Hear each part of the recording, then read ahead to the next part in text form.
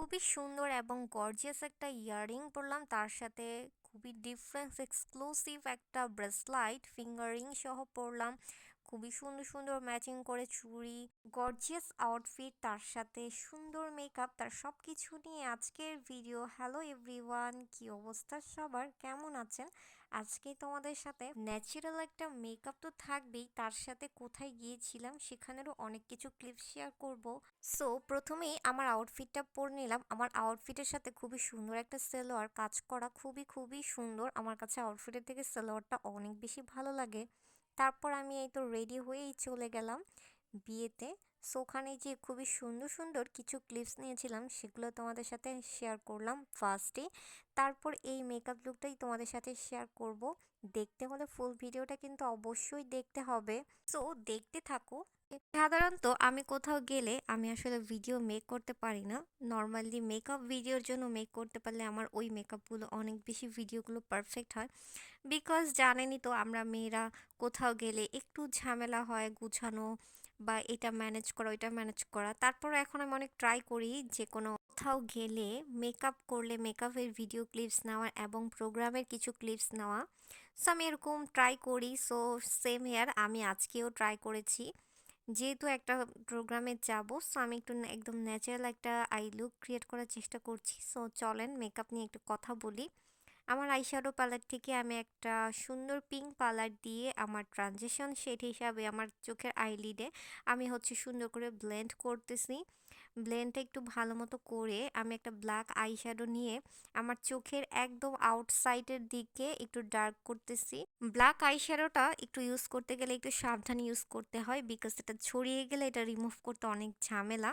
So আমি আমার আইলিডের মধ্যে একটু নিচে এবং উপরে জাস্ট আমি একটু বসিয়ে দিচ্ছি প্রেস করে, দেন তারপরে ব্লেন্ড করে এটাকে ঠিক করব।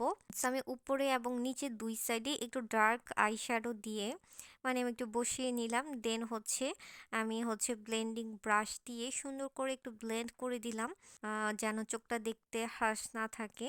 তারপর হচ্ছে আমি আবার একটু চিকন একটা ব্রাশ দিয়ে সুন্দর করে এটাকে একটু ডার্ক করে দিলাম, স্মাচ করে দিলাম সুন্দর করে। কোনো প্রকার আইলাইনার ইউজ করি নাই, বাট আইলাইনার মতো একটা উইন্সের মতো নিয়েছি। তারপর আমি টেকনিকের হট পয়েল এই শিমারি থেকে আমি একটা সুন্দর purple off white colour, sorry purple না, অফ হোয়াইট কালারটা নিয়ে আমার চোখের আইলিডে আমি সেট আপ করে দিচ্ছি। আর তেমন কিছুই না, শিমার কালার এবং গ্লিটার কালার আমার কাছে খুবই কমফোর্টেবল লাগে একদম আঙ্গুল প্রেস করে ইউজ করতে, এটাই আমার কাছে ভালো লাগে। তারপর আমি হচ্ছে ব্রাশ দিয়ে এটাকে একটু ফিনিশিং দিই। আমি কিন্তু প্রথমে আঙ্গুল ইউজ করি, আমি জানি না সবার কেমন লাগে, বাট আমার কাছে মনে হয় হাত দিয়ে করলেই বেশি ফিনিশিং এবং কমফোর্ট লাগে, বসে যায়। সো আমি ভেবেছি মাস্কারা দিব, আমি আজকে ল্যাশ পরবো না। কিন্তু আমার আই লুকটাতে নাকি আমার বোন বলতেছিল যে মাস্কারা দে, ভালো লাগবে। তো পরে হচ্ছে আমি আর ক্লিপস নিতে পারি নাই, দেন মাস্কারা আমি পরে ফেলেছি। আর বেস মেকআপটা অফ স্কিনে করেছি খুব দ্রুত করে, রেডি টেডি হয়ে আই মেকআপটা আগে করেছি, তারপর বের হয়ে গেলাম। এই ছিল আমার ফাইনাল লুক। সো আমার আই লুকটা তোমাদের কাছে ডিফারেন্স লেগেছে কিনা বা কেমন লেগেছে অবশ্যই লাইক কমেন্ট করে জানাবা। তারপর আমরা প্রোগ্রামে যেয়ে আমরা এই সুন্দর সুন্দর কিছু ক্লিপস নিতেছিলাম। মেকআপটা কিন্তু খুব ইজিলি বাট একটু গ্লোই, অবশ্যই কাছ থেকে আমি কিছু ক্লিপস নিয়েছি, সেটা তোমাদের সাথে শেয়ার করলাম। সো আমার ফাইনাল ফুল আউটফিটের ডিটেলস এবং অর্নামেন্টসের ডিটেলস সব কিছু তোমাদের সাথে আরেকটা ভিডিওতে শেয়ার করব।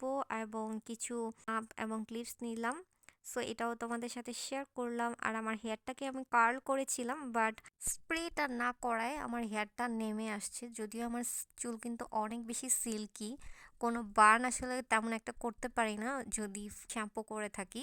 জানি না আমার মতো এরকম কেউ আছে কি না। তারপর আর আমি বাসায় তেমন কোনো ক্লিপস নিতে পারি নাই মেকআপের।